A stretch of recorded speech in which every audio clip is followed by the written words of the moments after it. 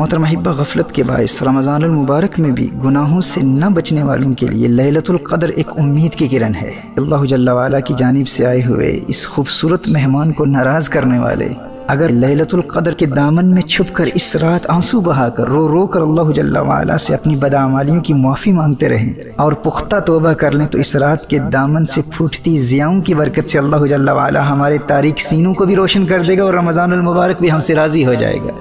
محترم احبہ، یہ رات آتی ہے، آ کر چلی جاتی ہے، یہ آئے گی اور آ کر چلی جائے گی، لیکن ایک وقت آئے گا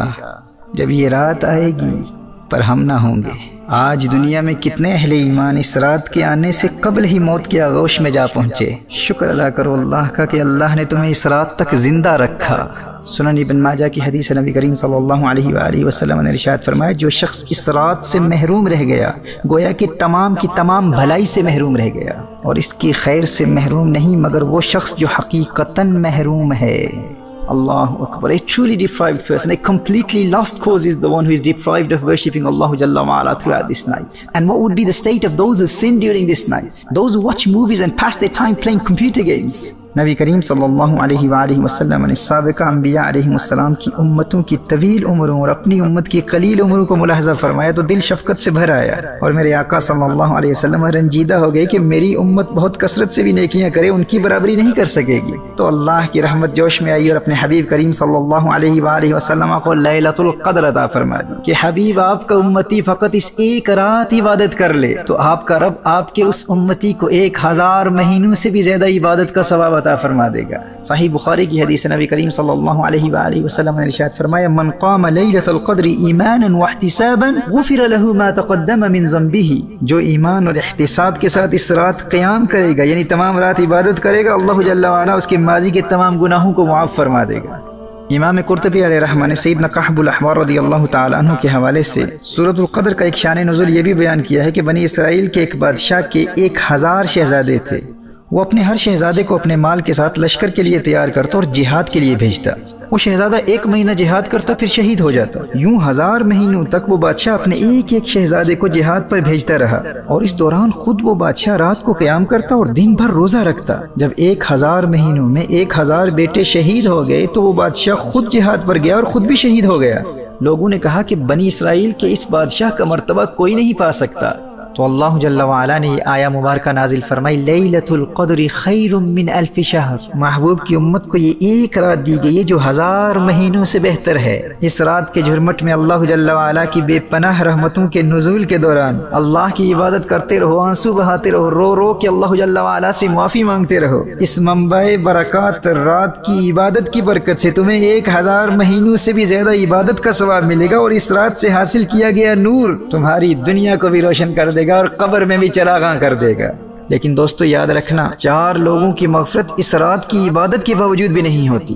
نمبر 1 عادی شرابی، نمبر 2 والدین کا نافرمان، نمبر 3 قاطع الرحم، رشتہ داروں سے تعلقات توڑنے والا، نمبر 4 آپس میں بغض و کینہ رکھنے والا، آپس میں قطع تعلق کرنے والا۔ تو جن کے والدین ناراض ہیں، سب سے پہلے والدین کے قدموں سے لپٹ کر ان سے معافی مانگو۔ اگر اس رات کا نور حاصل کرنا چاہتے اور مغفرت کے حقیقی طلبگار ہو تو والدین کو راضی کر لو، رشتہ داروں سے فوراً صلح کر لو، شراب سے فوراً توبہ کر لو، اور جن اہل ایمان سے ناراضگی ہے یا دل میں بغض و کینہ ہے ان تک فوراً پیغام صلح پہنچاؤ۔ تاخیری حربے اختیار مت کرو، مت کہو کہ آئندہ مستقبل میں پھر موقع ملا تو صلح کر لیں گے۔ کیا ضمانت ہے، کیا گارنٹی ہے ہمارے پاس کہ لیلۃ القدر ہمیں پھر ملے گی، رمضان المبارک ہمیں پھر نصیب ہوگا؟ یہ موقع قسمت والوں کو ملا کرتا ہے، جو اس رات کی برکات سے محروم رہا حدیث کی روشنی میں اس سے بڑا محروم کوئی شخص نہیں ہے، وہ حقیقتاً محروم ہے۔ صحیح بخاری کی ایک حدیث ہے، نبی کریم صلی اللہ علیہ وآلہ وسلم نے ارشاد فرمایا، لیلۃ القدر کو رمضان المبارک کے آخری 10 کی طاق راتوں میں تلاش کرو، اور صحیح بخاری کی دوسری حدیث میں ارشاد فرمایا کہ آخری 7 راتوں میں تلاش کرو۔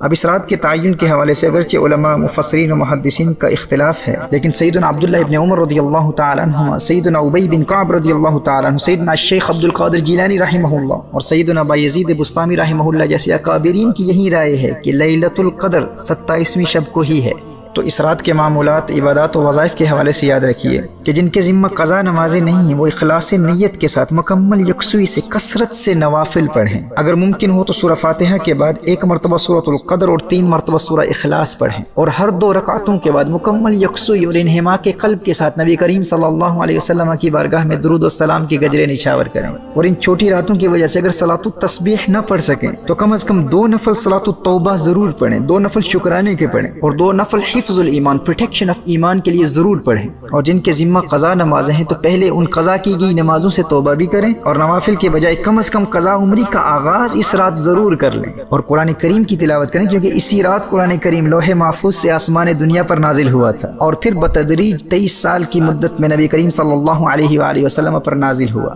جامع ترمذی کی روایت ہے، حضرت سیدتنا عائشہ رضی اللہ تعالیٰ عنہ عرض کرتی ہیں، یا رسول اللہ صلی اللہ علیہ وسلم، اگر مجھے شب قدر کا علم ہو جائے تو کیا پڑھوں؟ نبی کریم صلی اللہ علیہ وسلم نے ارشاد فرمایا، یوں دعا مانگو، اللہم انک عفو تحب العفو فاعف عنی،